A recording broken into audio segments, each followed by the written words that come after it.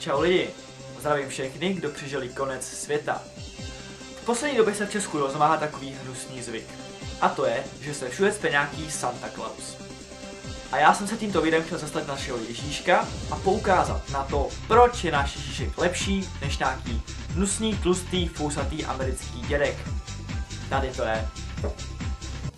Ježíšek se necpe do každé reklamy. Ježíšek je stále mladý. Ježíšek netýrá zvířata tím, že je každé Vánoce přiváže k saním a nutí je lítat tisíce mil jako úplný kretény. Ježíška nikdy nikdo neviděl, protože to není takový kretén, aby se nechal od nikoho fotit. Ježíšek není taková socka a neleze komínem. Ježíšek nehraje v každé hollywoodské píčovině.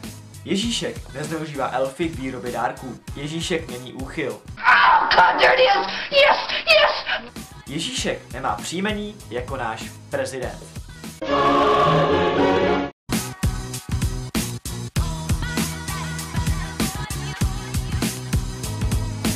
Veselé a ničím neskažené svátky vám přejí Chuck Pictures.